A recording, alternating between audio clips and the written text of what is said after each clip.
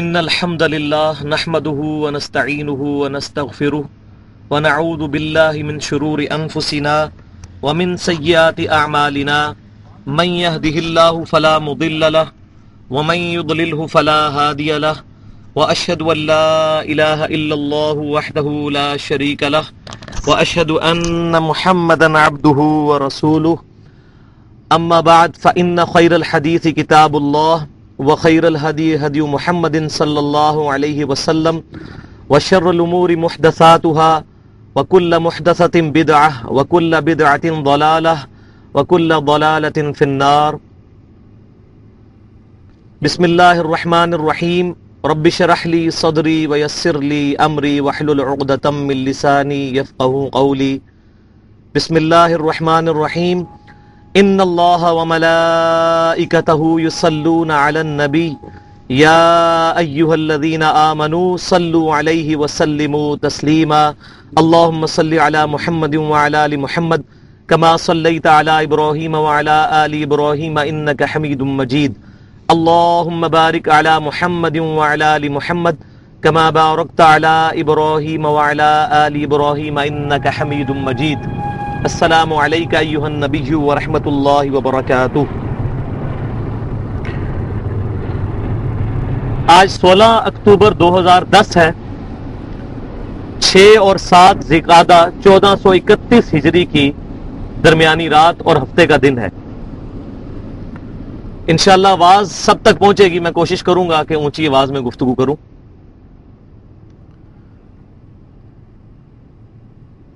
اللہ تبارک و تعالیٰ کا ہم پر سب سے بڑا احسان یہ ہے کہ اللہ تعالیٰ نے اپنے پیارے محبوب امام کائنات سید الاولین والآخرین امام الانبیاء والمرسلین شفیع المذنبین رحمت للعالمین امام اعظم سیدنا محمد رسول اللہ صلی اللہ علیہ وآلہ وسلم کا دامن کرم ہمارے ہاتھوں میں دیا، اور آپ صلی اللہ علیہ وسلم کے ذریعے سے 2 چیزیں ہمیں عطا فرمائیں.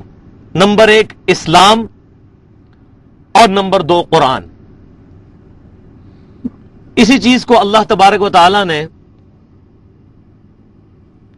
سورہ صف کی آیت نمبر 9 کے اندر ارشاد فرمایا ہے.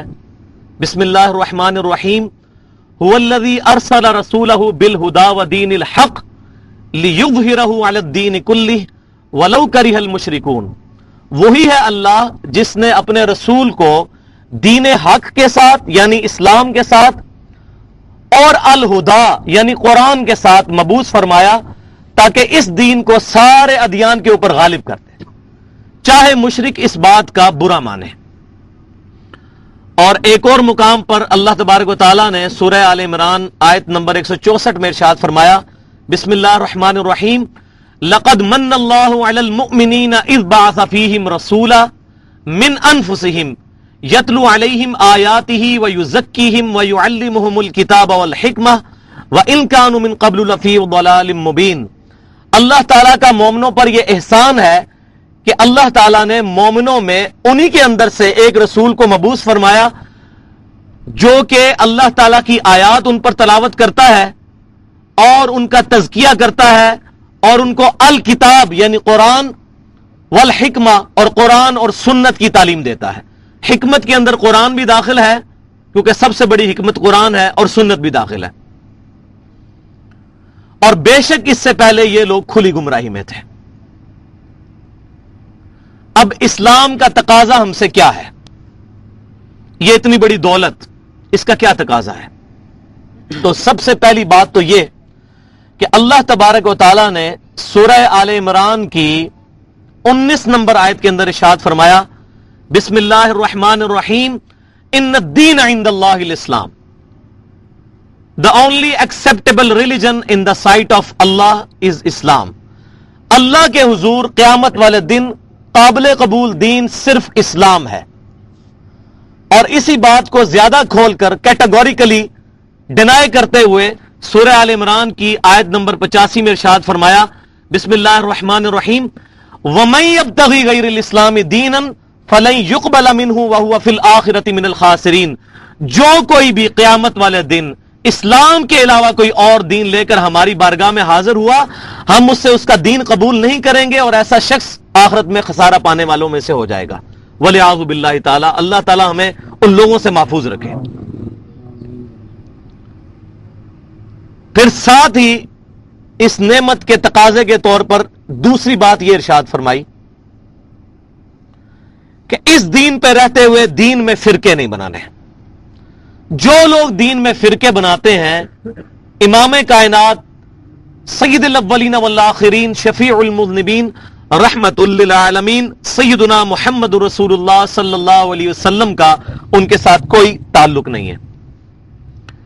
سورۃ الانعام کی آیت نمبر 159 میں ارشاد فرمایا، بسم اللہ الرحمن الرحیم، ان الذین فرقوا دینہم وکانوا شیعا لست منہم فی شیء انما امرہم الی اللہ ثم ینبئہم بما کانوا یفعلون۔ بے شک جن لوگوں نے اپنے دین میں فرقے بنائے اور گروہوں میں بٹ گئے، اے محبوب صلی اللہ علیہ وسلم آپ کا ان سے کوئی تعلق نہیں ہے، ان کا معاملہ اللہ کے سپرد، پھر اللہ تعالیٰ قیامت والے دن ان کے یہ کرتوت ان کو بتا دے گا جو دنیا میں انہوں نے دین کے اندر فرقے بنائے۔ پھر اس کو مزید ایلیبریٹ کیا اللہ تعالیٰ نے سورہ آل عمران کی 102 نمبر آیت میں، بسم اللہ الرحمن الرحیم، وَاعْتَصِمُوا بِحَبْلِ اللَّهِ جَمِيعًا وَلَا تَفَرَّقُوا۔ اے سب کے سب مسلمانوں، اللہ کی رسی کو مضبوطی سے تھام لو اور آپس میں فرقوں میں مت بٹو۔ یار یہ اللہ تعالیٰ ہم سے خطاب کر رہا ہے۔ ہم فخریہ اپنے آپ کو کہتے ہیں میں بریلوی ہوں، میں دیوبندی ہوں، میں اہل حدیث ہوں، میں فلاں ہوں۔ آج کوئی شخص فخریہ یہ کہنے کے لیے تیار ہے کہ میں مسلمان ہوں، میں مسلم ہوں۔ میں یہ نہیں کہہ رہا کہ جو نام رکھ رہے ہیں وہ کافر ہو گئے ہیں۔ الحمدللہ اہل السنہ کا یہ منہج ہے، وہ کسی کی غلطی صرف واضح کرتے ہیں، اس پر فتویٰ نہیں لگاتے، ان کا معاملہ اللہ کے سپرد کرتے ہیں۔ لیکن آج نبی صلی اللہ علیہ وسلم کے سچے امتی ہونے کی حیثیت سے یہ ہماری رسپانسبلٹی ہے کہ ہم اپنے آپ کو مسلمان کہلانے پر فخر محسوس کریں۔ اس کو اکیلے کمرے میں بیٹھ کے کبھی سوچئے گا، یہ کتنی بڑی لعنت اس وقت امت کے اوپر پڑ چکی ہے کہ ہم مسلمان کہتے ہوئے شرم محسوس کرتے ہیں۔ اللہ کی رسی کو مضبوطی سے تھام لو اور تفرقے میں مت پڑو۔ اللہ کی رسی کیا ہے؟ اس کائنات میں اللہ تعالی کے بھیجے ہوئے سب سے بڑے معلم امام کائنات امام اعظم صلی اللہ علیہ وسلم نے اللہ کی رسی کے بارے میں ہمیں کلیئر کٹ بتا دیا۔ چنانچہ صحیح مسلم میں کتاب الفضائل چیپٹر ہے، اور بیروت اور علماء حرمین کی انٹرنیشنل نمبرنگ کے مطابق حدیث کا نمبر ہے 6228۔ یہ چار حدیثیں ہیں، 6225، 6226، 6227، 6228۔ چار حدیثیں امام مسلم بن حجاج قشیری رحمت اللہ علیہ المتوفى 261 ہجری وہ صحیح مسلم میں کتاب الفضائل کے اندر لے کر آئے ہیں۔ ان کا لب لباب یہ ہے کہ سیدنا زید بن ارقم رضی اللہ تعالیٰ عنہ کہتے ہیں کہ آپ صلی اللہ علیہ وسلم نے حج سے واپسی پر مکے اور مدینے کے درمیان خم نامی گاؤں میں ایک خطبہ ارشاد فرمایا، اور اس خطبے کے الفاظ سے ہی اندازہ ہوتا ہے کہ آپ صلی اللہ علیہ وسلم کیا امپورٹنٹ گفتگو کرنے والے ہیں۔ اس کو غدیر خم کی حدیث کہتے ہیں۔ آپ صلی اللہ علیہ وسلم نے فرمایا کہ اے لوگوں، میں بھی ایک انسان ہی ہوں، قریب ہے کہ اللہ کا قاصد میرے پاس آئے، یعنی موت کا فرشتہ، اور میں اس کی دعوت قبول کر لوں۔ میں تم میں اپنے بعد دو بھاری چیزیں چھوڑ کے جا رہا ہوں، ان میں سے پہلی چیز جو بھاری چیز ہے وہ اللہ کی کتاب ہے۔ پھر زید بن ارقم کہتے ہیں کہ آپ صلی اللہ علیہ وسلم اللہ کی کتاب کو مضبوطی سے پکڑنے کے بارے میں ترغیب دلاتے رہے اور ارشاد فرماتے رہے کہ لوگوں، یہ اللہ کی کتاب ہے، اس میں ہدایت ہے، اس میں نور ہے، یہ اللہ کی رسی ہے، جو اسے پکڑے گا وہ ہدایت پر ہے، جو اس کو چھوڑ دے گا وہ گمراہ ہے۔ وَلِعَاذُ بِاللَّهِ تَعَالَى۔ کتنی کلیئر کٹ بات ہے۔ پھر آپ صلی اللہ علیہ وسلم نے فرمایا کہ دوسری بھاری چیز پکڑنے کے بارے میں تو فرمایا قرآن کو پکڑو. دوسری چیز جس کے احترام کی ترغیب دلائی، فرمایا دوسری بھاری چیز میرے اہل بیت ہیں، میں تمہیں اللہ تعالی کا خوف دلاتا ہوں اپنے اہل بیت کے بارے میں تمہیں اللہ تعالیٰ کا خوف دلاتا ہوں اپنے اہل بیت کے بارے میں. کیونکہ آپ صلی اللہ علیہ وسلم کو یہ غیبی خبر اللہ کی طرف سے دے دی گئی تھی کہ آپ کی امت آپ کے اہل بیت کے ساتھ برا سلوک کرے گی آپ کی وفات کے بعد. اہل بیت کے اندر نبی صلی اللہ علیہ وسلم کی ساری بیویاں بھی آتی ہیں. چنانچہ آج کی ڈیٹ کے اندر اگر کوئی شخص نبی صلی اللہ علیہ وسلم کی کسی بھی بیوی کے بارے میں زبان درازی کرتا ہے تو وہ اس حدیث کی شکل میں، اس حدیث کے رخ میں اپنا چہرہ دیکھ لے. چاہے سیدہ عائشہ ہوں یا کوئی بھی نبی صلی اللہ علیہ وسلم کی بیوی، ان کا احترام ہم پر واجب ہے، وہ اہل بیت ہیں. اور اس کے بعد دوسرے نمبر پر اہل بیت وہ 5 بندے ہیں نبی صلی اللہ علیہ وسلم کے علاوہ 4 جن کے بارے میں صحیح مسلم میں کتاب الفضائل میں انٹرنیشنل نمبرنگ کے مطابق 6062 نمبر حدیث ہے، 6261 نمبر اور 6260 نمبر. یہ 2 حدیثیں ہیں فضائل اہل بیت میں صحیح مسلم میں کہ آپ صلی اللہ علیہ وسلم نے سیدنا حسن کو بلایا، پھر سیدنا حسین کو بلایا، پھر سیدہ فاطمہ کو بلایا، پھر سیدنا علی کو بلایا اور اپنی چادر کے نیچے ان کو لے لیا اور کہا کہ اے اللہ یہ میرے اہل بیت ہیں. اور دوسری روایت کے اندر آتا ہے کہ جب سورہ آل عمران میں مباہلے کی آیات نازل ہوئی تو آپ صلی اللہ علیہ وسلم نے آیت مباہلہ تلاوت کر کے کہا کہ یہ میرے اہل بیت ہیں. اور ایک روایت میں صحیح مسلم کی آپ صلی اللہ علیہ وسلم نے پھر وہ آیت بھی تلاوت کی سورۃ الاحزاب کی، انما یرید اللہ لیذھب عنکم الرجس اہل البیت، کہ بے شک اللہ تعالیٰ تو یہ چاہتا ہے کہ اے نبی کے گھر والوں تم سے ہر ناپاکی دور کر کے تمہیں پاک صاف کر دے. تو یہ بھی اہل بیت ہیں. اور اس میں خصوصاً سیدہ فاطمہ کے بارے میں تو آپ صلی اللہ علیہ وسلم کی بخاری مسلم کی حدیث ہے کہ فاطمہ میرے جگر کا ٹکڑا ہے، جس نے فاطمہ کو تکلیف دی اس نے مجھے تکلیف دی. اور سیدنا حسن اور حسین کے بارے میں کتاب الفضائل جامعہ ترمذی میں حسن لذاتی سند کے ساتھ یہ روایت موجود ہے کہ سیدنا حسن اور حسین جنتی نوجوانوں کے سردار ہیں. اور سیدنا علی کے بارے میں صحیح مسلم کے اندر موجود ہے کتاب الفضائل کتاب الایمان میں پہلے چیپٹر میں کہ علی سے محبت نہیں رکھے گا مگر مؤمن، علی سے بغض نہیں رکھے گا مگر منافق. تو الحمدللہ جو صحیح العقیدہ مسلمان ہیں وہ اہل بیت سے بھی محبت کرتے ہیں اور قرآن پاک کو لازمی پکڑتے ہیں. اور جن لوگوں نے بھی اہل بیت کے بارے میں زبان درازیاں کی، چاہے آپ صلی اللہ علیہ وسلم کی بیویوں کے بارے میں یا سیدنا حسن، سیدنا حسین، سیدنا علی یا سیدہ فاطمہ کے بارے میں، چاہے وہ یزید تھا، یزید سے تعلق رکھنے والے کوئی بھی لوگ تھے، ڈائریکٹلی یا انڈائریکٹلی اس جرم میں جو واقعہ کربلا ہوا کسی بھی طریقے سے شریک تھے، ہم ان کا معاملہ اللہ کے سپرد کرتے ہیں. ہم ان سے کوئی محبت نہیں رکھتے، ان کا معاملہ اللہ کے سپرد کرتے ہیں. اہل بیت کی محبت ہمارے ایمان کا حصہ ہے. اب یہ بڑی زیادتی تھی کہ اگر میں یہ دوسری بات اس میں بیان نہ کرتا اہل بیت والی. اب اس سے آگے مزید چلیں قدم کہ نبی صلی اللہ علیہ وسلم نے حجۃ الوداع کے موقع پر جو خطبہ دیا ہے میدان عرفات میں،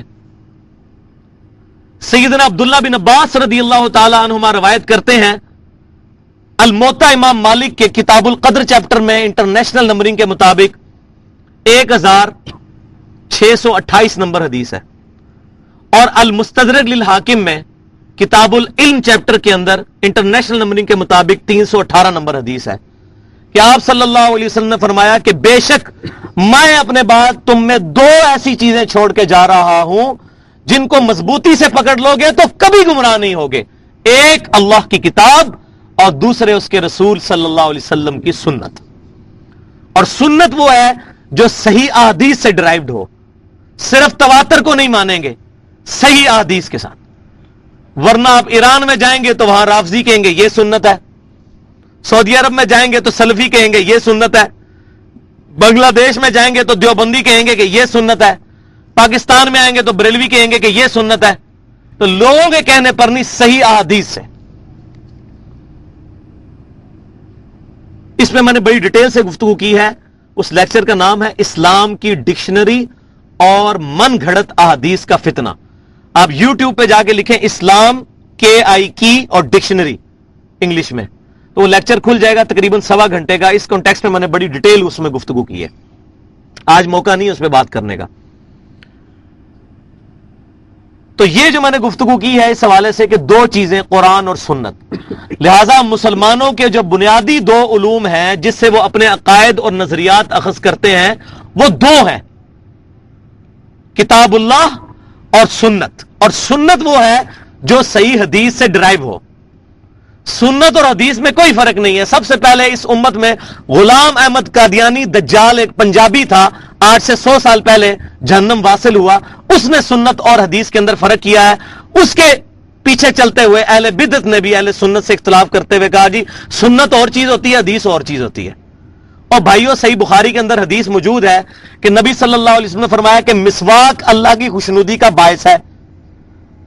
اور صحیح بخاری میں موجود ہے کہ سیدہ عائشہ کہتی ہیں آپ صلی اللہ علیہ وسلم گھر آ کے سب سے پہلا عمل مسواک کرتے تھے. تو یہ جو مسواک کی سنت ہے یہ میں کہاں سے پتہ چلی؟ صحیح بخاری سے, حدیث سے. تو حدیث کے اوپر پریکٹیکلی عمل کرنے کا نام سنت ہے. سنت کے بغیر, حدیث کے بغیر سنت جو ہے وہ ڈرائیو ہی نہیں ہو سکتی کہیں سے. ورنہ تو ہر شخص کہے گا, کوئی کہا جی مسواک کرنا سنت ہے, کوئی کہے گا جی دانتوں میں انگلیاں پھیرنا سنت ہے, کوئی کہے گا کپڑا مارنا سنت ہے, کوئی کہے گا کوئلہ پھیرنا سنت ہے, کوئی کہے گا منجن لگانا سنت ہے. حدیث جو ہے یہ سورس ہے, لہذا یہ کانسیپٹ بھی کلیئر کریں. تو یہ ہو گئے 2 بنیادی سورس, 2 یہ ایبسولوٹ سورس ہیں, کتاب اللہ اور سنت جو صحیح احادیث ہے, اور 2 ہیں ڈرائیوڈ اصول جو کتاب اللہ اور سنت سے ہی پتہ چلتے ہیں. ان میں سے پہلی نمبر چیز جو ہے وہ ہے اجماع امت.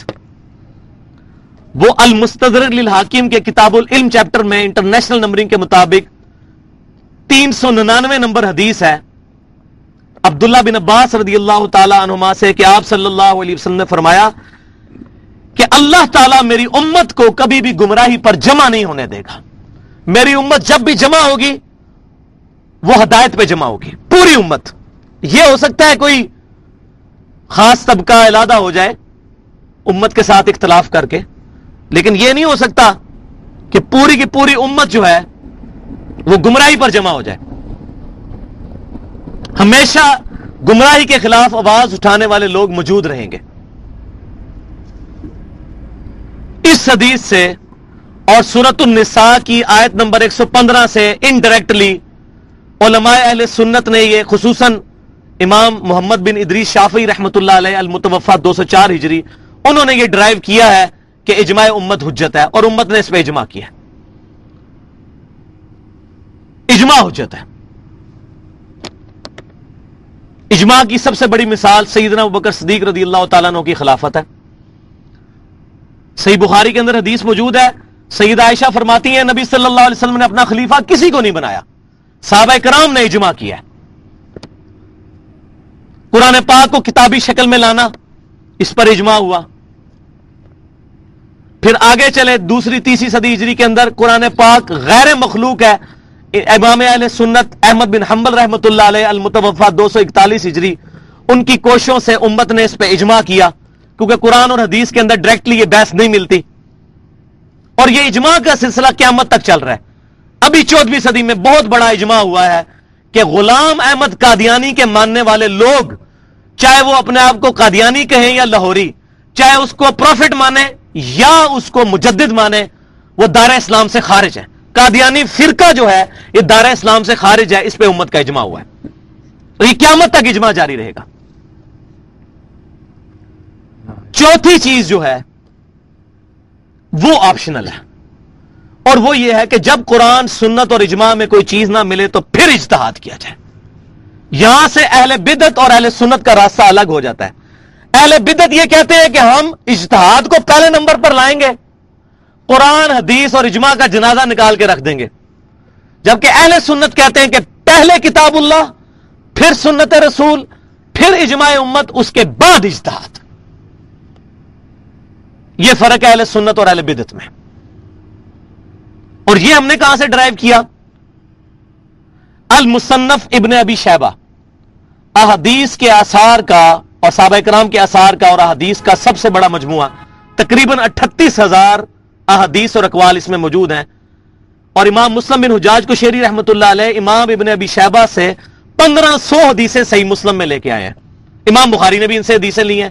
امام بخاری اور امام مسلم کے استاد ہیں, 235 ہجری میں فوت ہوئے. تو انہوں نے احادیث و آثار کا مجموعہ المصنف ابن ابی شیبہ جمع فرمایا, جس میں 38,000 احادیث اور اقوال موجود ہیں صحابہ کرام اور تابعین کے. اس میں انٹرنیشنل نمبرنگ کے مطابق 22,990 نمبر صحیح اثر موجود ہے. اس میں ضعیف روایتیں بھی بہت ہیں. میں اس لیے بتا رہا ہوں, بعض لوگ اپنی ضعیف چیزوں کے دلائل اس کتاب سے نکالتے ہیں, تو ضعیف باتیں بھی ہیں, لیکن یہ صحیح اثر ہے 22,990 نمبر. کہ سیدنا عمر رضی اللہ تعالیٰ عنہ کہتے ہیں کہ جب بھی تمہیں کوئی مسئلہ آئے تو پہلے دیکھو کتاب اللہ میں, کتاب اللہ میں نہ ملے تو پھر سنت رسول میں دیکھو. اگر سنت رسول صلی اللہ علیہ وسلم میں وہ مسئلہ نہ ملے, اس کے بعد امت کا اجماع دیکھو, اور اگر اجماع میں بھی نہ ملے تو پھر تم اجتہاد کر لو. یہ نہیں فرمایا کہ کسی مولوی کے اجتہاد کے پیچھے لگ جاؤ, چاہے اس کا اجتہاد غلط ہی ہو, تم اجتہاد کرو. کیونکہ اجتہاد کا دروازہ قیامت تک کے لیے کھلا ہے. اگر اجتہاد کو کسی شخصیت تک مخصوص کر دیں گے تو ہم چیلنج کرتے ہیں کہ اس دور کے جو مسئلے ہیں, سپیکر کے اندر نماز پڑھانے کا مسئلہ, ویڈیو کیمرے کا مسئلہ, انتقال خون کا مسئلہ, کتبین پہ نماز کا مسئلہ, ہوائی جہاز میں نماز کا مسئلہ, اپنے اعضاء کسی کو ڈونیٹ کرنے کا مسئلہ, ٹیسٹ ٹیوب بیبی کا مسئلہ, یہ ہزاروں مسائل ایسے ہیں جو سلف کے خوابوں میں بھی نہیں کبھی آئے تھے.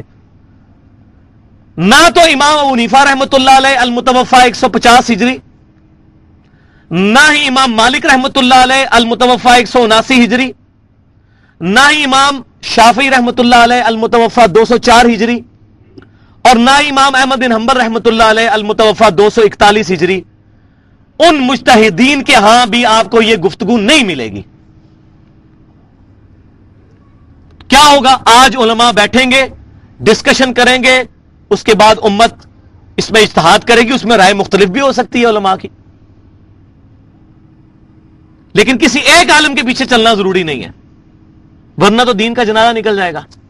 لہذا اگر آج علماء یہ لیٹسٹ مسائل کے اوپر کتابیں لکھ رہے ہیں تو ان کے ماننے والے لوگ کیا ان مولویوں کے مقلد ہو جاتے ہیں جب ان کا مسئلہ پوچھ لیتے ہیں؟ نہیں. ان سے مسئلہ پوچھتے ہیں تو پھر اصولاً اگر وہ اجتہاد اس زمانے کا ہو رہا ہے تو ان کا ہی مقلد ہونا چاہیے نا ان کو. مثال کے طور پر اگر مولوی تقی عثمانی صاحب کوئی لیٹسٹ مسئلہ لکھتے ہیں اور آپ اس کے مسئلے کے پیچھے چلتے ہیں تو پھر ان کے مقلد ہوئے نا, امام حنیفہ کے تو نہ ہوئے. تو کہتے ہیں نہیں اجتہاد تو ہوگا. تو بھئی ہم بھی یہی کہہ رہے ہیں کہ اجتہاد صرف امام حنیفہ نہیں کریں گے, امام شافعی نہیں, قیامت تک جاری ہے. اور پھر اس میں ایسی چیزیں نہ ہو جو کتاب اللہ اور سنت اور اجماع سے ٹکراتی ہوں. یہ اہل سنت اور اہل بدعت کا اختلاف شروع سے اور یہ رہے گا, کیونکہ امت کا ایک گروہ حق پر قائم رہنا ہے. اس نے اس چیز کو پکڑا ہوا ہے مضبوطی کے ساتھ. ترکت فیکم امرین, تم میں دو چیزیں چھوڑ کے جا رہا ہوں, اللہ کی کتاب اور اس کے رسول صلی اللہ علیہ وسلم کی سنت. تو یہ میں نے اجماع اور اجتہاد کے اوپر بھی ضمناً گفتگو کی. یہ میں سمجھ رہا تھا کہ منہج کے اعتبار سے ہمیں یہ چیزیں ذرا کلیئر ہونی چاہیے. اب پچھلی دفعہ جو میں نے قرآن پاک کے تعارف کے حوالے سے کچھ باتیں کی تھیں, ان میں سے کچھ امپورٹنٹ باتیں جو ہیں ڈیٹیل کے ساتھ نہیں, صرف مختصراً میں بیان کروں گا, کیونکہ پچھلی دفعہ میں نے تقریباً 1.25 گھنٹے قرآن پاک کے تعارف پہ 8 بڑے ٹاپکس اور ان کے اندر تقریباً 40 ٹاپکس کے اوپر ڈیٹیل سے گفتگو کی تھی. تو آج میں صرف تھوڑی سی دیر میں اس کا اوور ویو کروا کے, تو انشاءاللہ ہماری جو پہلی کلاس ہے سورہ فاتحہ کے حوالے سے, اس میں انشاءاللہ گفتگو کروں گا, کیونکہ تقریباً 20-22 منٹ رہ گئے ہیں اور میری کوشش ہے کہ اس کو مکمل کیا جائے. اگر 5-10 منٹ اوپر ہو جائیں تو اس میں پریشانی والی بات نہیں, 1 گھنٹے سے زیادہ نہیں ہوگا, کیونکہ ہماری ریکارڈنگ بھی ہم نے 1 گھنٹے ہی کرنی ہے. دروشی پڑھیں. اللہم صلی علی محمد وعلی آل محمد کما صلیت علی ابراہیم وعلی آل ابراہیم انک حمید مجید. اللہم بارک علی محمد وعلی آل محمد کما بارکت علی ابراہیم وعلی آل ابراہیم انک حمید مجید. السلام علیکم ایھا النبی ورحمۃ اللہ وبرکاتہ. سب سے پہلی بات میں نے یہ کہی تھی کہ مسلمانوں کا قرآن کے بارے میں اجمالی عقیدہ کیا ہے. تو مسلمانوں کا قرآن کے بارے میں اجمالی عقیدہ 3 چیزوں پر مشتمل ہے. نمبر 1, قرآن پاک اللہ کی کتاب ہے. نمبر 2, یہ امام کائنات سید الاولین والآخرین خاتم الانبیاء والمرسلین شفیع المذنبین امام اعظم سیدنا محمد رسول اللہ صلی اللہ علیہ وسلم پر نازل ہوئی، اور نمبر 3 یہ کہ یہ باللفظ محفوظ ہے، بالمفہوم نہیں۔ حدیث جو ہے یہ بالمفہوم محفوظ ہے، سنت بالمفہوم محفوظ ہے، لیکن قرآن باللفظ محفوظ ہے۔ لہذا ہم حدیث کو قرآن کے برابر درجہ نہیں دیتے، یہ فرق سمجھے۔ یہ منکرین حدیث اہل سنت کے اوپر یہ اعتراض کرتے ہیں، یہ حدیث کو قرآن کی طرح، بخاری مسلم کو قرآن کی طرح مانتے ہیں۔ بخاری مسلم نبی صلی اللہ علیہ وسلم کی احادیث، متصل الاسناد مرفوع احادیث کا 100% صحیح مجموعہ ہے، لیکن بالمفہوم، باللفظ نہیں۔ قرآن باللفظ ہے، یہ بہت بڑا فرق ہے۔ اور کاش اس طرح کی کوشش صحابہ کرام علیہم رضوان حدیث کے بارے میں کرتے جس طرح کی قرآن کے بارے میں کی، تو شاید آج امت کی جو اختلاف کی نوعیت ہے وہ ذرا کم ہوتی، لیکن اللہ کی حکمت۔ اسی کے اندر میں نے اگلی بات یہ کی تھی، چوتھی بات، کہ قرآن پاک اصل حالت میں جو ہے وہ لوح محفوظ میں ہے، ہمارے پاس اتھینٹک ورژن ہے، اس کا فوٹو کاپی ہے جو دنیا میں اللہ تعالیٰ نے امت محمدیہ صلی اللہ علیہ وسلم کو دی، لیکن بل ہوا قرآن مجید فی لوح محفوظ، اصل قرآن وہاں پر محفوظ ہے، لیکن یہ جو ہمارے پاس قرآن ہے یہ اس کی نقل ہے، اور یہ اسی ترتیب پہ محفوظ ہے کہ سورہ فاتحہ پھر سورہ بقرہ۔ وہ تسلیمہ نسرین جو دجال بنگلہ دیش کی کہتی ہے قرآن کی ترتیب الہامی نہیں ہے، وہ جھوٹ ہے۔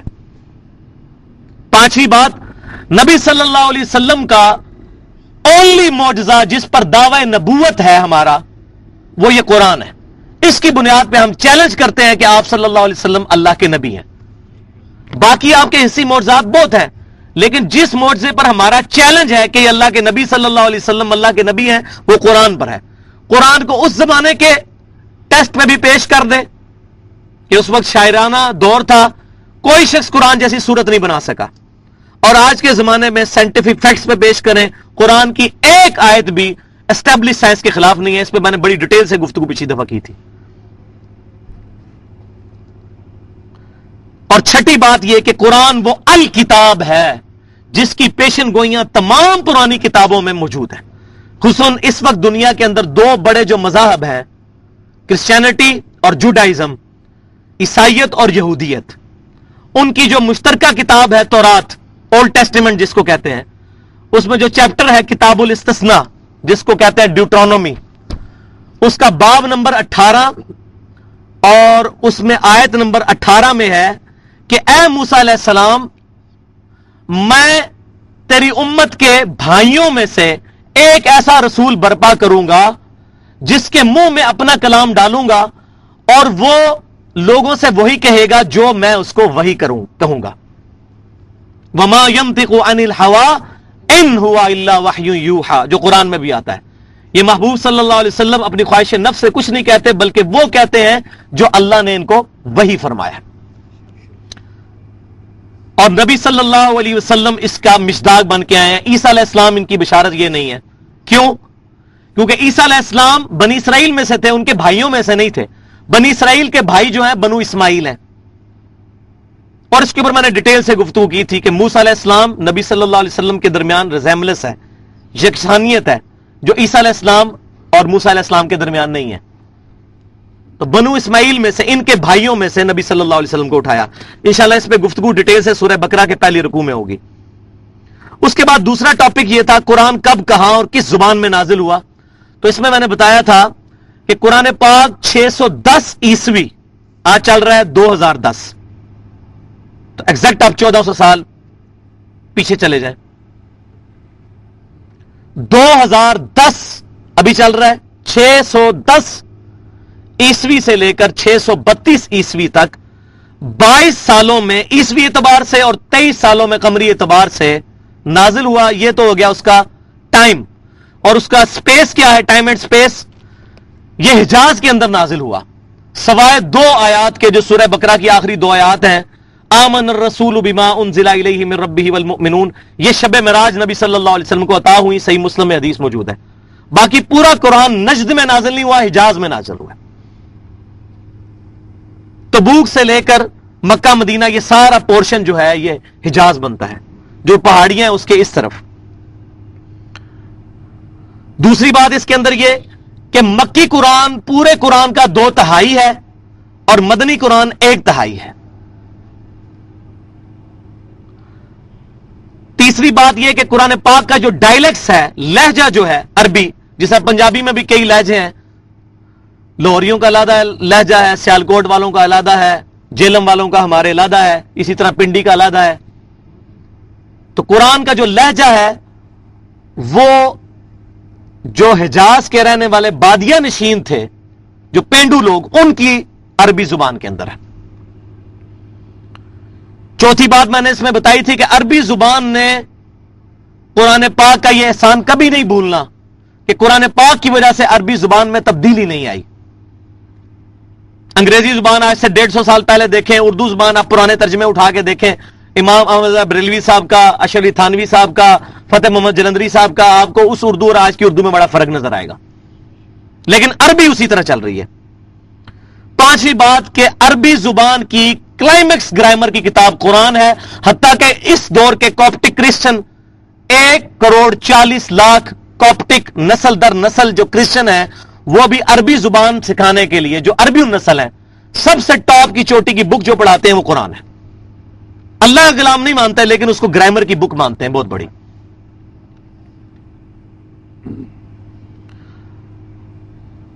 اور اس میں میں نے ایک نوٹ کروائی تھی بات کہ قرآن پاک میں جو مدنی پورشن ہے 1/3 قرآن کا، اس کا بھی 2/3 پہلے 6 سپاروں کے اندر موجود ہے. یہ سپاروں کی ڈویژن بعد میں، وہ میں بعد میں بتاتا ہوں. اس کی وجہ یہ تھی کہ نسلی مسلمان پیدا ہونے تھے، ان کے لیے احکام زیادہ امپورٹنٹ تھے. چونکہ مدنی صورتوں میں احکام ہے، سورہ بقرہ جو ہے بلیو پرنٹ ہے، بنیادی سکیچ ہے اسلام کے احکامات کا، اور سورہ مائدہ اس کی تکمیل ہے. اسی وجہ سے اس کو قرآن کو مصحف کے شروع میں ہے، اور مکی صورتیں جو شروع میں نازل ہوئی وہ اینڈ کے اندر ہے، اور کچھ درمیان میں بھی آتی ہیں. تو یہ اس کے اندر حکمت ہے. تیسرا جو مین ٹاپک تھا وہ تھا قرآن کیسے محفوظ ہوا. اس میں نے ڈیٹیل سے گفتگو کی تھی، لیکن میں آج اس کو مختصر بات کر رہا ہوں کہ قرآن پاک 25 سال کے اندر کتابی شکل تک پہنچا. اس میں سے سب سے پہلے نبی صلی اللہ علیہ وسلم کے مبارک دور میں وحی لکھوائی گئی. آپ صلی اللہ علیہ وسلم وحی لکھواتے تھے، اور اس میں زید بن ثابت رضی اللہ تعالیٰ عنہ ٹاپ آف دا لسٹ آپ کے لکھنے والے تھے، کاتب وحی. سیدنا معاویہ بھی تھے رضی اللہ تعالیٰ عنہ، اور بھی صحاب تھے، بہرحال زید بن ثابت ٹاپ آف دا لسٹ تھے. آپ صلی اللہ علیہ وسلم وحی لکھواتے تھے، پھر وہ پڑھتے تھے تو آپ صلی اللہ علیہ وسلم سن کے اس کی تصدیق کرتے تھے، کیونکہ آپ کو تو اللہ تعالیٰ نے یہ معجزہ عطا فرمایا تھا کہ آپ صلی اللہ علیہ وسلم کو حفظ ہو جاتا تھا قرآن. تو آپ پھر ہر سال سیدنا جبرائیل کے ساتھ دورہ بھی کرتے تھے، صحیح بخاری میں موجود ہے. اور جس سال آپ کی وفات ہوئی آپ نے 2 دفعہ یہ دورہ کیا. تو آپ صلی اللہ علیہ وسلم نے اس کو لکھوایا اپنی مبارک زندگی میں. البتہ 2 گتوں کے درمیان ایک جگہ پر پورا قرآن پاک سیدنا ابوبکر صدیق رضی اللہ تعالیٰ عنہ کے دور میں جمع ہوا، جب جنگ یمامہ میں مسلمہ کذاب کے خلاف لڑتے ہوئے 700 حافظ شہید ہوئے. تو سیدنا عمر رضی اللہ تعالیٰ عنہ کے مشورے پر قرآن پاک کو کتابی شکل میں ایک جگہ اکٹھا کیا گیا. وہ میں نے ڈیٹیل سے پچھلی دفعہ گفتگو کی تھی. اور پھر جب قرات کا اختلاف پیدا ہوا سیدنا عثمان کے دور کے اندر، صحیح بخاری میں موجود ہے کہ آذربائیجان کے لیے جب فوجیں جا رہی تھی رشیا کو فتح کرنے کے لیے، وہاں صحابہ کرام نے یہ چیز آبزرو کی کہ قرآن پاک جو مختلف قرات میں نازل ہوا ہے، اور صحابہ کرام نے یہ دیکھا کہ جو نئے مسلمان ہو رہے ہیں وہ آپس میں اختلاف کر رہے ہیں اس قرات کی وجہ سے. اگرچہ وہ اختلاف جو ہے وہ ایسا نہیں ہے، اللہ تعالیٰ کی طرف سے ہی ہے قرات کا جو اختلاف ہے، لیکن اس کی وجہ سے مطلب میں کوئی فرق نہیں پڑتا. قرآن 7 قراتوں میں نازل ہوا ہے، اس پہ امت کا اجماع ہے. تو میں نے ڈیٹیل سے گفتگو کی تھی. البتہ وہ قریش کی قرات کے اندر لکھی ہوئی شکل میں جو ہے وہ سیدنا عثمان غنی رضی اللہ تعالیٰ عنہ نے اس کو محفوظ کیا. اور یہ بات یاد رکھیں کہ جو صحیح بخاری میں حدیث موجود ہے عبداللہ بن مسعود رضی اللہ تعالیٰ عنہ کی کہ ابا وہ جو واللیل اذا یغشا کو وہ اور انداز میں پڑھتے تھے، وہ قرات جو ہے وہ منسوخ ہو چکی ہوئی ہے. جو 7 قراتیں ہیں جو اسٹیبلش ہیں وہ منسوخ نہیں ہے. جو اس وقت قرآن موجود ہے دنیا کے اندر یہ وہی قرآن ہے. اس کو آپ کسی بھی قرات میں پڑھیں، کوئی لفظ ایڈ یا مائنس نہیں کرنا پڑتا. ہاں صرف زبر زیر اور کھڑی زبروں کا فرق آتا ہے، اور وہ تو آپ کو پتا ہے کہ عرب کے اندر ضروری نہیں ہے. مثلا ایک قرات میں آتا ہے مالک یوم الدین اور ایک میں آتا ہے ملک یوم الدین. اسی لیے ماں کو میم الف زبر ماں نہیں لکھا جاتا، میم اور لام ملایا جاتا ہے. چاہے تو کھڑا زبر ڈال لیں چاہے اس طرح زبر، دونوں قراتیں بیک وقت اس میں سیٹسفائی ہوتی ہیں.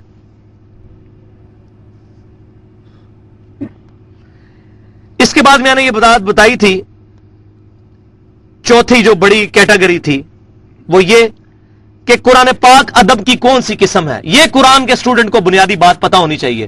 عموماً کوئی بندہ قرآن کھولتا ہے تو سمجھتا ہے یہ عام سٹوری بک کی طرح اس میں چیپٹرز بنے ہوئے ہوں گے اور میں ڈیٹیل سے ایک تفسیر کے ساتھ پڑھتا جاؤں گا اور مجھے سمجھ آ جائے گی. تو قرآن پاک کا جو انداز ہے وہ بک والا نہیں ہے بلکہ خطابت کا انداز ہے. بلکہ میں نے پچھلی دفعہ ایک لفظ استعمال کیا تھا کہ it is the collection of divine orations of almighty اللہ. یہ اللہ تعالیٰ کے خطبات کا مجموعہ ہے قرآن. اور خطبے کی یہ خاصیت ہوتی ہے کہ اس کے اندر خطیب جو ہوتا ہے وہ جوش کے ساتھ گفتگو کرتا ہے، سٹارٹ میں بھی اور اینڈ میں بھی، اور پھر گفتگو کے دوران ادھر ادھر کی مثالیں دے کر بات سمجھانے کی کوشش کرتا ہے. اس میں یہ ضروری نہیں ہوتا کہ ایک ہی ٹاپک پہ بات ہو، اور پھر اس کے اندر جوش بھی موجود ہوتا ہے. جیسے صحیح مسلم کے اندر حدیث ہے کہ نبی صلی اللہ علیہ وسلم جب جمعے کا خطبہ دیتے تھے کتاب الجمعہ چیپٹر میں، آپ کی آنکھیں سرخ ہو جاتی ہیں، آواز بلند ہو جاتی، اور آپ کھڑے ہو کر خطبہ دیتے تھے. ظاہر ہے اس وقت ویسے ہی بندے میں جوش ہوتا ہے، جیسے آپ صلی اللہ علیہ وسلم اس جرنیل کی طرح ہو کہ جو اپنے ماننے والوں کو کسی فوج کے خلاف لڑانے کے لیے تیار کر رہا ہوں. تو قرآن بھی اللہ تعالیٰ کے خطبات ہیں. اس لیے قرآن کا سٹارٹ بھی بڑا زبردست ہوتا ہے سورت کا، اور اینڈ بھی. آپ سورہ بقرہ کا سٹارٹ دیکھیں، ذالک الکتاب لا ریب فیہ ھدی للمتقین، اور اینڈ دیکھیں آمن الرسول بما انزل الیہ من ربہ والمؤمنون. سورۃ الحشر کا اینڈ دیکھیں هو اللہ الذی لا الہ الا ھو. اس طرح یہ خطبے کی شان ہوتی ہے. اور اگر اس کے ڈیوائن میوزک کی بات کی جائے کہ قرآن پاک کے اندر جو ایک ربط ہے جس کو ہم شاعرانہ کلام تو نہیں کہتے، کیٹیگوریکل ڈینائی ہے قرآن میں، وما علمناہ الشعر وما ينبغی لہ. اس نبی کو ہم نے شعر کہنا نہیں سکھا، لیکن ایک ٹون موجود ہے ڈیوائن میوزک. الرحمن علم القرآن خلق الانسان علمہ البیان. لیکن اس میں وزن اس طرح کا نہیں جس طرح شاعرانہ کلام میں ہوتا ہے. چھوٹی بڑی آیات بھی ہیں. تو اس کو آپ آج کے جدید دور میں سمجھ سکتے ہیں کہ جو بلینک ورس کا کنسپٹ ہے، آزاد نظم کا، جس میں چھوٹا مصرع بھی ہوتا ہے اور بڑا بھی، وزن برابر نہیں ہوتا. میرا خیال یہ ہے کہ یہ قرآن پاک سے ڈیڈکٹ کیا گیا ہے.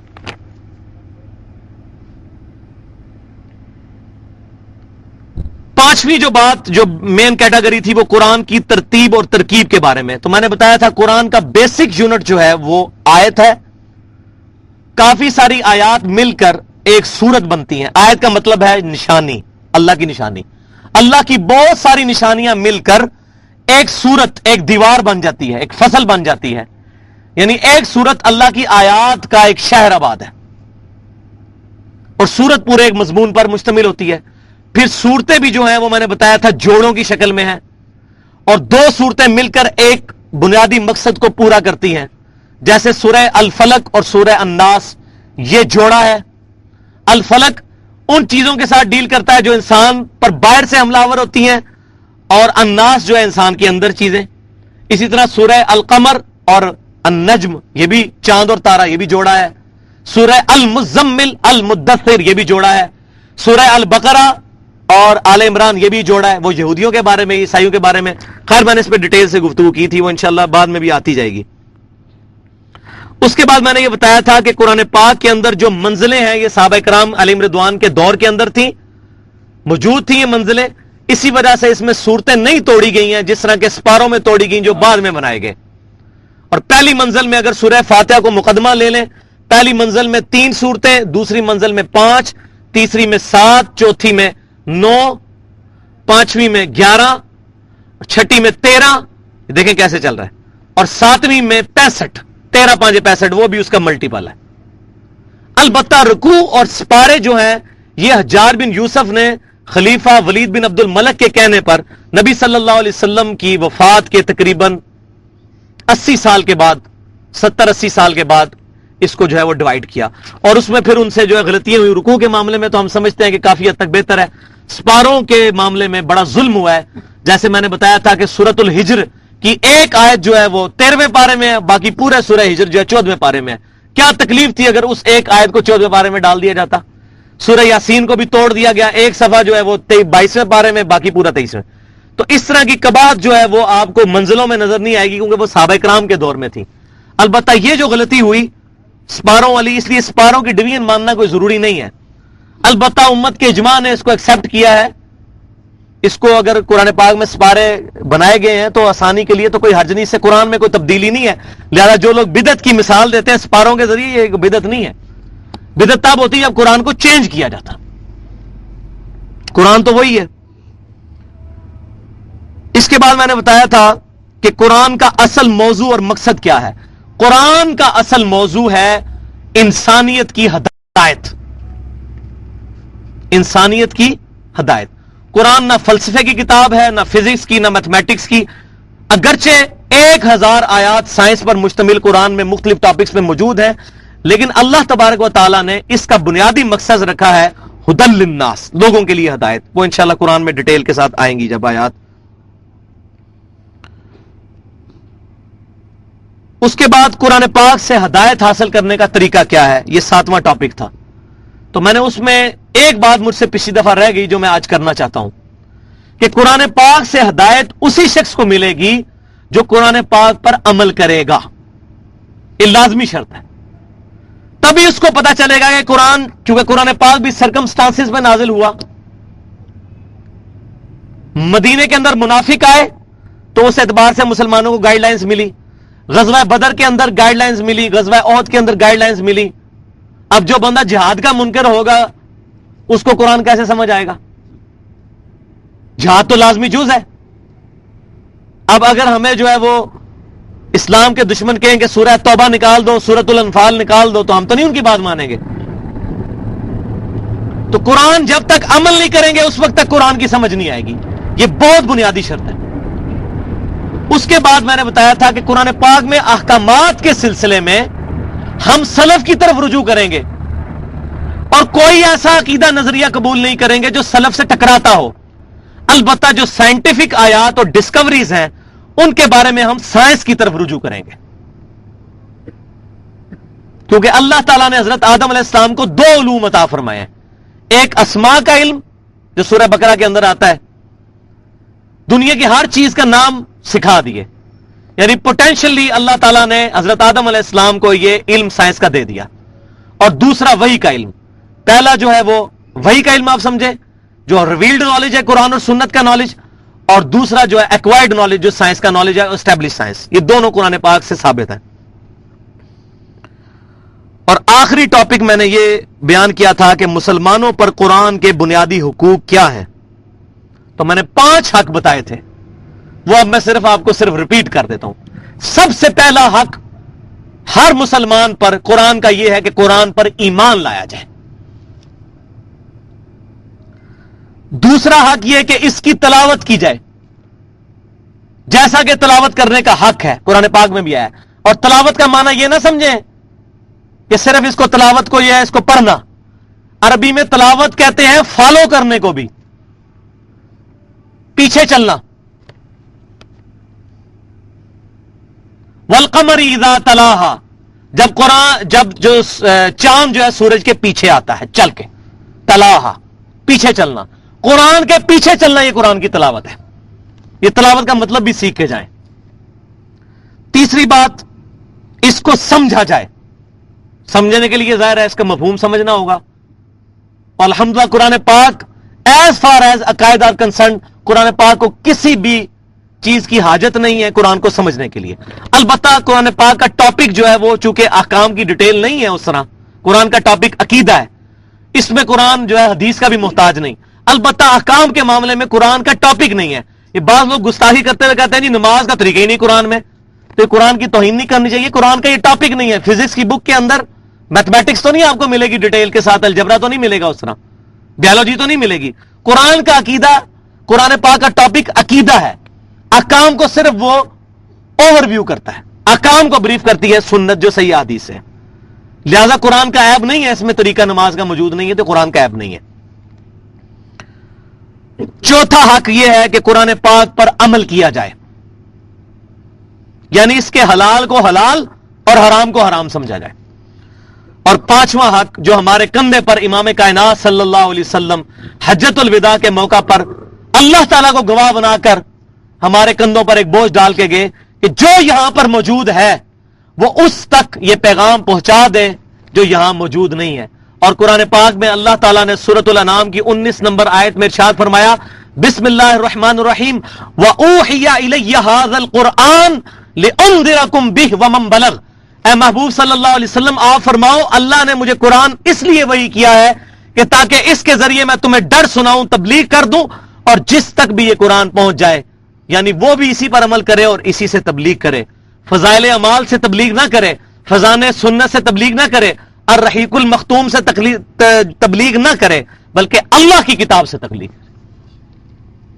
تو میں یہاں آپ کو بات بتا دوں، بعض لوگ تبلیغ کی رٹ کرتے ہیں، جی اللہ نیکی کا کام کر رہے ہیں نا، مجھے بتائیں ہم ایک مزدور کو اس بات پر اپوائنٹ کریں کہ اس بندے نے 1000 اینٹ گراؤنڈ فلور سے فرسٹ فلور کے اوپر چڑھانی ہے، تقریباً آپ لوگ 70-80 لوگ بیٹھے ہوئے ہیں، آپ سب لوگ انشاءاللہ میرے ساتھ اتفاق کریں گے اس معاملے میں کہ اس نے 1000 اینٹ گراؤنڈ فلور سے فرسٹ فلور پر چڑھانی ہے، اس کو میں 400 روپے شام کو مزدوری دوں گا، اور شام کو آپ آئیں اور اس بندے نے اینٹ تو نہ چڑھائی ہو بلکہ اینٹ کو جو ہے وہ تری لگا رہا ہو، پانی لگا رہا ہو، اور اینٹوں کو سجا سجا کے رکھ رہا ہو، یا اینٹ کی بجائے ریت چڑھا دے اوپر، تو کیا خیال ہے آپ اس کو مزدوری دیں گے شام کے وقت؟ الٹا اس کو 4 باتیں سنوائیں گے کہ بے وقوف انسان، تجھے تو میں نے لگایا تھا، اوکے جی میں نے تو اتنی محنت کی، میں تو بسترا اٹھا کے کدھر کدھر پھرتا رہا دین کی تبلیغ کے لیے، تو اللہ تعالیٰ فرمائے گا کہ میں نے جو طریقہ تجھے بتایا تھا اس طریقے پہ کیوں نہیں کی؟ اللہ کو تعداد سے کوئی غرض نہیں ہے، رائے ونڈ میں 2 لاکھ بندہ جمع ہو جائے یا 20 لاکھ، ملتان کے اندر 40 لاکھ بندہ جمع ہو جائے یا 1 کروڑ، اللہ کو اس سے کوئی غرض نہیں ہے۔ کیوں؟ صحیح بخاری کے اندر حدیث موجود ہے، قیامت والے دن کئی انبیاء اس حال میں آئیں گے، کسی کے ساتھ 5 امتی، کسی کے ساتھ 4 امتی، کسی کے ساتھ 3 امتی، کسی کے ساتھ 2، کسی کے ساتھ 1، کسی کے ساتھ 1 بھی نہیں ہوگا۔ تو کیا وہ نبی ناکام ہو گئے؟ نبی نہیں ناکام ہوئے، وہ لوگ ناکام ہوئے۔ تو اسلام کوانٹٹی میں بلیو نہیں کرتا، کوالٹی میں بلیو کرتا ہے، کوالٹی ہونی چاہیے۔ ایک مواحد جو ہے، صحیح مسلم کے اندر حدیث موجود ہے، جب تک ایک بھی مواحد موجود ہے اللہ اللہ کرنے والا، اس وقت تک اللہ تعالیٰ قیامت نہیں قائم کرے گا۔ اللہ کو ایک بھی بہت پیارا ہے، تعداد نہیں چاہیے، ہجوم نہیں چاہیے۔ صحابہ کرام 313 سے پوری دنیا میں انقلاب آ گیا ہے، مسلمان 50 لاکھ جا کے حج کرتے ہیں ہر سال، اور مسلمان دن بدن پیچھے پیچھے جا رہے ہیں، کوئی دنیا کے اندر فرق نہیں پڑا۔ کیوں نہیں فرق پڑا؟ اس منہج کو چھوڑ دیا۔ تو قرآن کو پکڑنا ہے ہم نے، اور قرآن کی ایکسپلینیشن میں انشاءاللہ صحیح احادیث بھی آئیں گی، صحابہ تابعین تبع تابعین کے اقوال بھی آئیں گے، الحمدللہ ہم سلف کے منہج پر ہیں۔ اہل سنت وہ ہے جو کتاب اللہ کو، سنت رسول کو سلف کے منہج پر مانتا ہے۔ اہل سنت غیر مقلد نہیں ہوتا، اہل سنت مقلد بھی نہیں ہوتا، مقلد کی طرح اندھا بھی نہیں ہوتا، اور اہل سنت جو ہے وہ غیر مقلد کی طرح باغی بھی نہیں ہوتا کہ قرآن اور سنت سے اپنی مرضی کے رزلٹ نکالنا شروع کرتے۔ نہیں، کتاب اللہ اور سنت کو سلف کے منہج کے اوپر اجماع کو حجت مانتے ہوئے وہ مانتا ہے۔ تو یہ ساری گفتگو الحمدللہ اللہ تعالیٰ نے مجھے ہمت دی ہے کہ میں نے تقریباً 45 منٹ کے اندر یہ گفتگو کور کر لی ہے۔ انشاءاللہ اب وہ جو 1 گھنٹہ میں نے پورا کرنا ہے 15 منٹ کے اندر انشاءاللہ 9:15 بجے پوری یہ گفتگو مکمل ہو جائے گی۔ اب سورہ فاتحہ شروع کرتے ہیں۔ سب سے پہلے تو میں آپ سب سے ریکویسٹ کروں گا کہ ہم بہت بڑی منزل کی طرف اپنا قدم بڑھانے لگے ہیں۔ ہماری زندگی کا سب سے اہم یہ ایک سفر ہے جو ہم جس جرنی پہ جانے لگے ہیں، قرآن کی جرنی پہ۔ تو اس کے لیے سب سے پہلے ہم اللہ سے دعا مانگتے ہیں کہ اے اللہ ہمیں قرآن پاک کے مفہوم کو اس طرح سمجھا دے جس طرح تو نے امام کائنات صلی اللہ علیہ وسلم کو اور آپ صلی اللہ علیہ وسلم کے ذریعے صحابہ کرام علیہم رضوان کو سمجھایا تھا۔ آمین۔ اے اللہ اس قرآن کو ہمارے لیے ہدایت اور نور بنا، اور قیامت والے دن اس کو ہمارے حق میں حجت بنا، ہمارے خلاف حجت نہ بنانا۔ رب اشرح لی صدری ویسر لی امری واحلل عقدۃ من لسانی یفقہوا قولی۔ اب ہم شروع کرتے ہیں جی سورۃ الفاتحہ۔ اعوذ باللہ السمیع العلیم من الشیطان الرجیم من ہمزہ ونفخہ ونفثہ، بسم اللہ الرحمن الرحیم۔ قرآن پاک اندر لا کے رکھے ہوئے ہیں، لیکن سورہ فاتحہ چونکہ ہمیں زبانی آتی ہے اس لیے آج سامنے رکھنے کی ضرورت نہیں۔ اگلی دفعہ سورہ بقرہ جب شروع ہوگی تو انشاءاللہ ہم ڈیسک بھی یہاں رکھیں گے اور قرآن پاک سامنے رکھ کے انشاءاللہ اس کو کور کیا کریں گے۔ سورۃ الفاتحہ جو ہے یہ قرآن کا مقدمہ سمجھ لیں، دباچہ ہے قرآن کا، پریفیس۔ الفاتحہ کہتے ہیں کھولنے والے کو، یہ قرآن پاک کی چابی ہے جو قرآن پاک کا دروازہ کھولتی ہے. سب سے زیادہ جس سورت کی اہمیت ہے وہ سورہ الفاتحہ ہے. اس پہ اگر میں بولوں گھنٹوں چاہیے، لیکن وہ آج ہمارا ٹاپک نہیں ہے. ہمارا ٹاپک یہ ہے اس کے مفہوم کو سمجھنا، اس لیے میں اس کو آگے لے کے چلتا ہوں. بسم اللہ الرحمن الرحیم، اللہ کے نام سے، یعنی کہ اللہ کے نام سے شروع، اللہ کے نام سے جو الرحمن ہے اور الرحیم ہے. الرحمن اور الرحیم کا مطلب کا فرق سمجھ لیں. الرحمن اللہ تعالی کی رحمت کی صفت ہے جو ٹھاٹے مارتے ہوئے سمندر کی طرح ہے، بہت زیادہ رحم کرنے والا. اور الرحیم کا مطلب ہے بار بار رحم کرنے والا اور ہمیشہ رحم کرنے والا. یہ نہیں کہ کبھی کبھار جوش آئے تو رحمت کرے. سمندر میں تو ہوتا ہے نا کہ مد و جزر آتا ہے جب، تو سمندر چڑھ جاتا ہے 14ویں رات میں اور پھر اتر جاتا ہے. لیکن اللہ تعالیٰ کا سمندر رحمت کا ہمیشہ چڑھا ہوا ہے. الرحمن وہ جوش پر ہے اور الرحیم وہ ہمیشہ ہے. اور اس کو سمجھانے کے لیے میں چھوٹی سی مثال پیش کرتا ہوں کہ آپ کسی سڑک پر سفر پر روانہ ہوں اور آپ دیکھیں کہ روڈ ایکسیڈنٹ میں ایک چھوٹا سا بچہ جس کی عمر 1 سال ہو، اس کی ماں اور باپ دونوں مر جائیں اور وہ اکیلا ہو. آپ کا دل اس وقت پسیجے گا کہ اس کا آگے پیچھے کوئی نہیں تو میں اس کی پرورش کروں، اگر اس کی کوئی پرورش کرنے والا نہ ہو. لیکن ہو سکتا ہے کچھ عرصے کے بعد آپ کو یہ خیال آنا شروع ہو جائے کہ یار میں تو پہلے اپنے بچوں کا پیٹ بڑی مشکل سے پالتا ہوں، اس بچے کو میں کیسے پالوں گا. اس وقت تو جوش میں وہ کام کر لیا. جیسے بعض لوگ رمضان میں جوش میں آ کے داڑھی رکھ لیتے ہیں، لیکن ان کو نہیں پتا چاند رات کو کیا ہونے والا ہے. لہذا جوش میں آ کے داڑھی نہیں رکھنی چاہیے، ہوش میں آ کے رکھنی چاہیے جب اللہ تعالیٰ توفیق دے. تو بعد میں بندہ کہ جی وہ میں کیا پہلے بچے اپنے، یہ میں نے کیا مصیبت پال لی. لیکن اللہ کے ساتھ ایسا معاملہ نہیں ہے. اللہ کی رحمت جوش میں ہے تو ہمیشہ ہے، اس کو کوئی فرق نہیں پڑتا.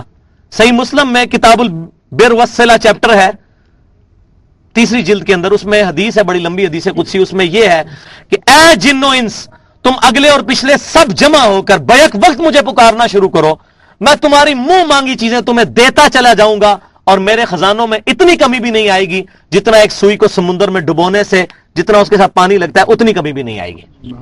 تو اللہ کا سمندر رحمتیں ٹھاٹھے مارتے ہوئے اور ہمیشہ.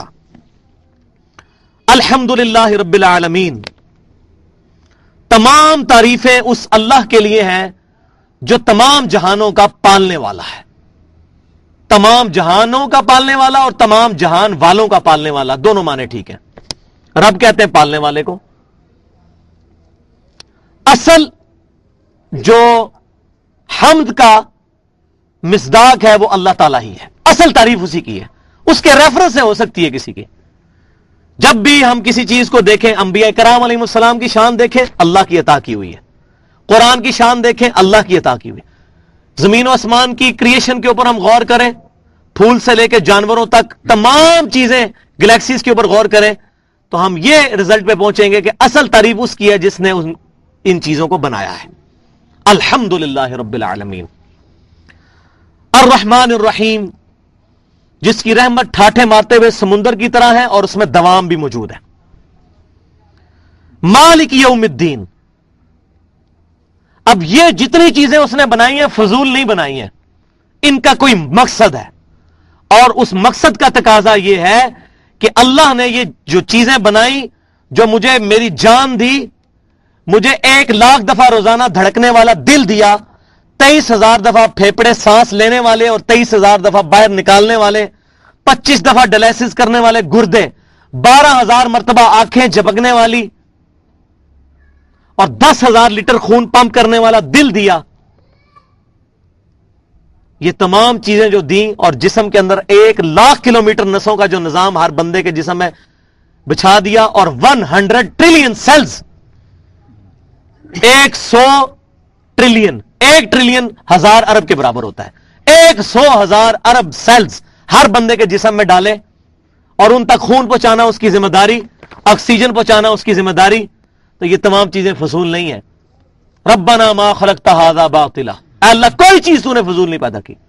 افحسبتم انما خلقناکم عبثا، کیا تم نے یہ گمان کر لیا ہم نے تمہیں فضول بنایا اور تمہیں مر کے ہمارے پاس لوٹ کر نہیں آنا؟ تو یہ تمام چیزیں کسی مقصد کے تحت پیدا ہوئی. اب وہ چیز اگر اس مقصد کو پورا نہیں کرے گی تو جزا اور سزا کا معاملہ ہونے والا ہے.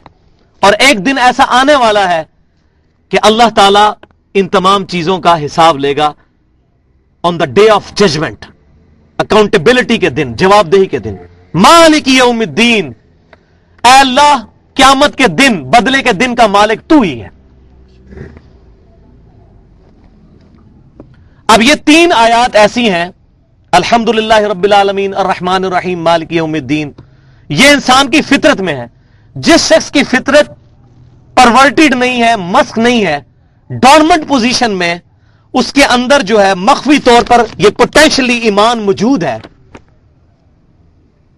کہ وہ یہ تمام چیزوں کو دیکھ کر 2 رزلٹ تک پہنچے گا کہ تمام چیزوں کا ایک خالق ہے، نمبر 1، اور دوسری چیز یہ کہ یہ جس نے یہ چیزیں پیدا کی ہیں وہ ان سے حساب لینے والا بھی ہے. اس کے بعد پھر عقل کا تقاضا یہ ہے کہ اسی ہستی کی پناہ لے لی جائے اور دعا کی جائے، ایاک نعبد و ایاک نستعین، اے اللہ ان تمام چیزوں کا تقاضا یہ ہے کہ ہم صرف تیری عبادت کرتے ہیں اور صرف تجھی سے دعا مانگتے ہیں. دعا صرف تجھ سے. اپروپریٹ ٹرانسلیشن آف نستعین ہے دعا، غائب میں کسی کو مدد کے لیے پکارنا. ظاہری اسباب اور چیز ہے، یہ ہے ایاک نستعین، غائب میں کسی کو مدد کے لیے پکارنا، دعا کرنا. دعا اللہ کے علاوہ کسی سے نہیں ہو سکتی، دعا صرف ایک اللہ ہی سے. مشکل اور پریشانی میں ایک اللہ ہی کو پکارنا.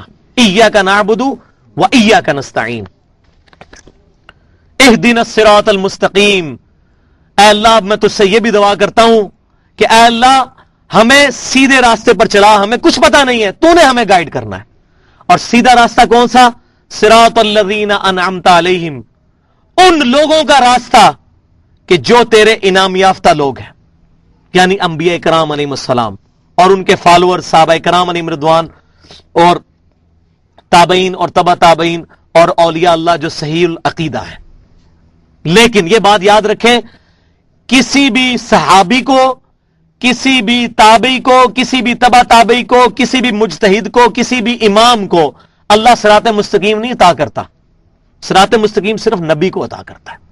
قل اننی ہدانی ربی الی صراط مستقیم، اے محبوب تم فرماؤ مجھے میرے رب نے سیدھا راستہ دکھا دیا ہے. دینا قیما ملت ابراہیم حنیفہ، ابراہیم علیہ السلام کا دین جو سب سے ٹوٹ کر ایک اللہ کے ہو گئے تھے. وما کان من المشرکین، اور مشرک نہیں تھے. اور صراط مستقیم کا تقاضا قل ان صلاتی و نسکی و محیای و مماتی للہ رب العالمین. یہ سورۃ الانعام کی آیات ہیں آخری رکوع کی. اے محبوب تم فرماؤ بے شک میری نماز، میری قربانی، میرا جینا، میرا مرنا میرے اللہ کے لیے ہے جو سب جہانوں کا پالے والا ہے. لا شریک اللہ، میں اس کے ساتھ کسی کو شریک نہیں ٹھہراتا. وبذالک امرت وانا اول المسلمین، اور مجھے اللہ نے اسی کا حکم دیا ہے کہ سب سے پہلے میں اپنے آپ کو مسلمان کہوں، میں فرما بردار بنوں. تو صراط مستقیم صرف نبیوں کو عطا ہوتا ہے. لہذا یہ جو پاکستان میں جو پروپیگنڈا سب کانٹیننٹ میں چل رہا ہے، جی فلاں کے راستے پہ، فلاں بزرگ کے پیچھے، فلاں بزرگ، فلاں امام کے پیچھے، نبی صلی اللہ علیہ وسلم کے پیچھے. لہذا اس کا میں صحیح ترجمہ کروں تو اے اللہ ہمیں سیدھا راستہ دکھا، وہ سیدھا راستہ جو تو نے اپنے نبی کو دیا تھا اور اس راستے پر چل کر لوگ انعام یافتہ قرار پائے تھے. یہ اپروپریٹ ٹرانسلیشن بنے گی اس کی. غیر المغضوب علیہم ولا الضالین، آمین. اے اللہ ان لوگوں کے راستے پر نہ چلانا کہ جن پر تیرا غضب نازل ہوا، اور نہ ہی گمراہوں کے راستے پر چلانا، آمین. غضب اللہ کا کن پر نازل ہوا وہ قرآن بتاتا ہے یہودیوں کے اوپر. غضب اس لیے کہ یہود بہت بڑے بڑے علماء تھے. اللہ تعالیٰ فرماتا ہے وَأَنْتُمْ تَعْلَمُونَ، تمہیں تو علم ہے کہ امام کائنات صلی اللہ علیہ وسلم کی بشارتیں موجود ہیں تورات کے اندر، اور تم ان کو سب سے پہلے تم نے کفر کیا ان کے بارے میں. تو جو شخص علم کے باوجود حق سے آنکھیں بند کر لے، اللہ کا غضب اس پر نازل ہوتا ہے. اس کی مثال یہودی تھے. اور دوسرے وہ لوگ جو علم کے بغیر اٹکل پچو کے پیچھے چلتے ہیں، ان یتبعون الا الظن، اپنے گمان کی پیروی کرتے ہیں. جی میرا وجدان کہتا ہے، میرا دل یہ کہتا ہے، میں یہ کہتا ہوں، میرے بزرگ یہ کہتے ہیں، میرا امام یہ کہتا ہے. جو اس چیز کے پیچھے چلتا ہے کتاب اللہ اور سنت کو اور اجماع کو چھوڑ کر، وہ ہے ولضالین، جس کی سب سے بڑی مثال جو ہے عیسائی ہیں، جاہل لوگ تھے، رہبانیت بھی ایجاد کر لی انہوں نے، اور کیا کچھ نہیں کیا انہوں نے. تو غیر المغضوب علیہم ولضالین، اور اس کے بعد سنت ہے آمین کہنا کہ اے اللہ ہماری یہ دعا قبول کر. سورہ فاتحہ کی اہمیت میں ایک حدیث بیان کروں گا، وہ میرے ایمان کا تقاضا ہے کہ میں یہاں بیان کروں، اور اس سے ایک مسئلہ جو ہمارے اعمال کو بچائے گا وہ بھی میں بیان کر دوں 2-3 منٹ کے اندر. ایک بہت پیاری حدیث ہے صحیح مسلم کے اندر کتاب الصلاح چیپٹر میں، حدیث قدسی ہے، اور راوی ہے سیدنا ابو ہریرہ رضی اللہ تعالیٰ عنہ. اور یہ حدیث جو ہے وہ قابل وجد ہے کہ نبی صلی اللہ علیہ وسلم نے فرمایا کہ اللہ تبارک و تعالیٰ فرماتا ہے، پہلے آپ صلی اللہ علیہ وسلم نے ایک بات ارشاد فرمائی کہ اس کی نماز ناقص ہے، ناقص ہے، ناقص ہے جو سورہ الفاتحہ نہیں پڑھتا نماز میں. اور ایک تو بخاری مسلم میں حدیث موجود ہے نا کہ جو فاتحہ نہیں پڑھتا اس کی نماز ہی نہیں ہوتی. کیٹاگوریکلی بتایا ہے، اس میں یہ نہیں بتایا کہ امام کے پیچھے پڑھنی ہے نہیں پڑھنی، کیٹاگوریکلی ہے، کوئی استثناء نہیں. اور یہ حدیث آپ صلی اللہ علیہ وسلم نے فرمایا کہ اس کی نماز ناقص ہے، ناقص ہے، ناقص ہے جو نماز میں سورہ الفاتحہ نہیں پڑھتا. پھر آپ صلی اللہ علیہ وسلم نے حدیث قدسی بیان فرمائی، تو وہ سیدنا ابو ہریرہ روایت کرتے ہیں. تو اس کے بعد وہ کہتے ہیں، سیدنا ابو ہریرہ رضی اللہ تعالیٰ عنہ سے پوچھا گیا کہ جب ہم امام کے پیچھے ہو تو تب بھی ہم فاتحہ پڑھا کریں؟ تو سیدنا ابو ہریرہ نے یہ نہیں فرمایا کہ تم حنفی ہو جاؤ یا شافعی ہو جاؤ یا مالکی ہو جاؤ. آپ نے فرمایا کہ ہاں اقرا بہا فی نفسک، اپنے دل میں آہستہ آہستہ پڑھ لیا کرو. اقرا کا لفظ پڑھنے کے لیے آتا ہے، اور دل میں پڑھنے سے مراد یہ نہیں ہے کہ منہ بند کر کے، آہستہ آواز میں. کیونکہ صحیح بخاری اور صحیح مسلم میں حدیث موجود ہے، سیدنا ابو ہریرہ رضی اللہ تعالیٰ عنہ نے نبی صلی اللہ علیہ وسلم سے پوچھا کہ اللہ کے نبی صلی اللہ علیہ وسلم، آپ اللہ اکبر کہہ کے جب نماز شروع کرتے ہیں تو آپ خاموش ہو جاتے ہیں، اس وقت آپ کیا پڑھ رہے ہوتے ہیں؟ تو خاموشی کا مطلب ہے کہ خاموشی کے باوجود بھی پڑھ رہے ہوتے ہیں. وَإِذَا قُرِئَ الْقُرْآنُ فَاسْتَمِعُوا لَهُ، قرآن جب پڑھا جائے تو خاموشی اختیار کرو. اس کا یہ مطلب ہے کہ آہستہ آواز میں. سیدنا ابو ہریرہ نے پوچھا جب آپ خاموش ہوتے ہیں تو کیا پڑھتے ہیں؟ تو آپ نے یہ تو نہیں فرمایا میں خاموش ہوتا ہوں بھائی. تو پھر آپ نے دعا ثنا تعلیم فرمائی، اللہم باعدنی، وہ والی دعا، اور سبحانک اللہم بحمدک وتبارک. تو اس میں الفاظ ہے کہ آپ جب خاموش ہو جاتے ہیں تو آپ صلی اللہ علیہ وسلم ثنا پڑھتے تھے. تو سیدنا ابو ہریرہ کا فتویٰ ہے، یہ کسی بزرگ کا فتویٰ نہیں ہے، صحابی رسول کا فتویٰ ہے. اور سیدنا ابو ہریرہ کے بارے میں جن لوگوں نے یہ بکواس کیا کہ وہ غیر فقیہ صحابی تھے، وہ اپنے ایمان کی فکر کریں، کیونکہ صحیح مسلم کے اندر یہ حدیث موجود ہے کہ نبی صلی اللہ علیہ وسلم نے دعا فرمائی تھی کہ ابو ہریرہ اور اس کی ماں سے مومن ہی محبت رکھے گا. وہ منافق ہیں جو سیدنا ابو ہریرہ کو کہتے ہیں غیر فقیہ تھے، اپنے مولوی کو کہتے ہیں فقیہ تھا بہت بڑا، اور سیدنا ابو ہریرہ کو کہتے ہیں غیر فقیہ تھے. نعوذ باللہ من ذالک. اپنے ایمان کی فکر کریں. تو سیدنا ابو ہریرہ نے کہا کہ امام کے پیچھے بھی ہوتے ہو، اقرا بہا فی نفسک، اپنے دل میں یہ پڑھ لیا کرو. کیوں؟ کہ میں نے نبی صلی اللہ علیہ وسلم سے یہ بات سنی ہے کہ اللہ نے ارشاد فرمایا کہ میں نے نماز کو اپنے اور اپنے بندے کے درمیان برابر تقسیم کر لیا ہے، نماز کو. اور آگے بتایا نماز سے مراد ہی فاتحہ ہے، فاتحہ پوری نماز ہے. یہاں فرمایا نماز کو اپنے اور اپنے بندے کے درمیان برابر تقسیم کر لیا ہے. اور پھر آگے سیدنا ابو ہریرہ کہتے ہیں کہ اللہ تعالیٰ فرماتا ہے نبی صلی اللہ علیہ وسلم کے ذریعے کہ جب میرا بندہ کہتا ہے الحمدللہ رب العالمین تو میں کہتا ہوں میرے بندے نے میری حمد بیان کی. اور جب وہ کہتا ہے الرحمن الرحیم تو میں کہتا ہوں میرے بندے نے میری صفات کا اقرار کیا، میری رحمت کا بیان کیا. جب وہ کہتا ہے مالک یوم الدین تو میں کہتا ہوں میرے بندے نے میری بزرگی کا اعتراف کر لیا کہ میں ہوں قیامت کے دن کا مالک. اور جب وہ کہتا ہے ایاک نعبد و ایاک نستعین تو یہ میرے اور میرے بندے کے درمیان کامن ہے، پس میرے بندے نے جو مجھ سے مانگا میں نے اس کو عطا کر دیا. اور جب وہ کہتا ہے اہدنا الصراط المستقیم صراط الذین انعمت علیہم غیر المغضوب علیہم ولا الضالین آمین، جب وہ یہ کہتا ہے تو میرے بندے نے جو مجھ سے مانگا میں نے اس کو عطا کر دیا.